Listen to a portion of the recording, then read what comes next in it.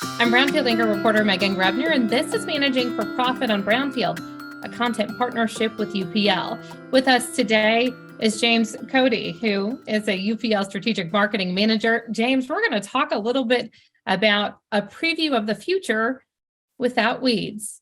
Thanks for joining us. Thanks, Megan. Appreciate the opportunity. Let's start first. We're in January, towards the end of January, actually. So we're not too far outside of those final preparations for the 2023 growing season. What is some advice you have for farmers as they're trying to maximize their production and maximize their return on investment?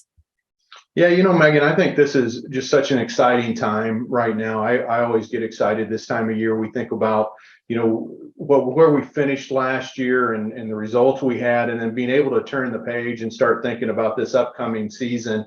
And I think it's a great time to sit back and reflect on, what really worked last year in our program. Did we get the weed control that we expected? Did we get the yields that we wanted? So it's really, it's a good time to reflect on that. And then as we start planning for this upcoming spring, what are the things that I need to do different? And especially when we think about resistance management and, looking back on, what were the misses that we had? Where did we miss our waterhemp? Did we miss the pigweed that I expected to get? And so are there different things that I need to be thinking about, not only just from a herbicide standpoint, but from a cultural perspective, to make sure that I'm keeping resistance management in the forefront of my mind from a weed control perspective? How important is it for us to review those notes? I know harvest is now a few months in our rear view, but to know where those slips are and to know where those challenging areas are that maybe we need to take a little extra time and focus on this year. I think one of the great things about working with growers in general is they're always learning, right? They're always looking for the next best thing and really trying to advance what they're doing. And so I think it's extremely important right now to be able to, not just do it once and then not go back, but to continue to think about it and then be able to work with their trusted advisors and however they get their research and do that and make sure that they're thinking about not only next year, but what about 2 and 3 years out also, so that it's, we're building that long-term program to get the long-term results that we want. So we're talking about previewing a future without weeds. We have to talk a little bit about Preview 2.1 SC herbicide. Talk to me about how it performed and what maybe you heard from farmers from 2022.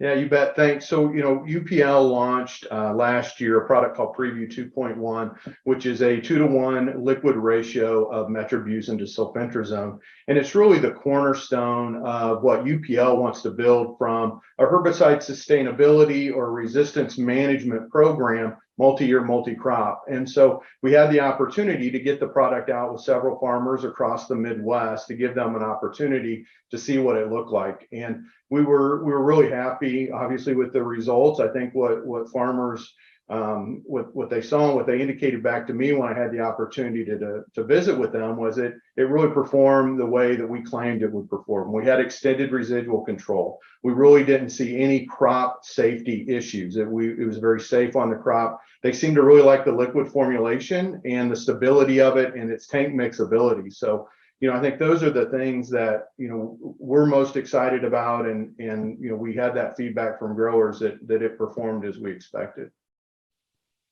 James, what makes Preview 2.1 SC herbicide different from other herbicides that might be available to growers? Yeah, when you look at, two active ingredients like metribuzin and sulfentrazone, they're obviously not new to the market, right? They've been around a while. But what we do see is with university professionals and our own research that, metribuzin is extremely important from a weed resistant management perspective. So, I think that part of having that really good active ingredient that's tied with sulfentrazone to get us the control we want, but specifically around Preview 2.1 and the formulation that our team was able to create, we found it's patent pending, a co-crystallization that's happening there, which is allowing that stable liquid formulation to perform better across a wider range of pHs than what we may have experienced in the past from metribuzin. So not only, we think about performing better in low pHs, but also being much more safe on the crop in high pHs. So having that much wider range of pHs to be able to use those good active ingredients. James, as we wrap up today, let's talk a little bit about what UPL is doing to address weed pressure and herbicide resistance. Yeah, again, I think, everything that we're working on from a development perspective on the herbicide and really ultimate fungicides and insecticides too, is about managing resistance.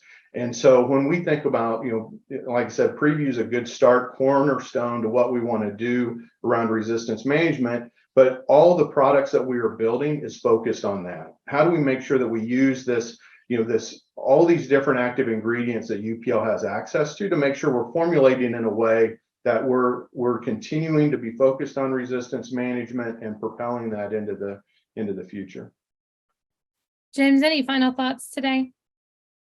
I think the big thing for me is if growers are interested in learning more about Preview 2.1, they can go to previewherbicide.com. And also, we always encourage to talk to your trusted advisor, your retailer, your consultant to gain more information there as well. Always a pleasure to chat, and we look forward to a fantastic 2023 growing season. Thanks so much, Megan. Appreciate the time.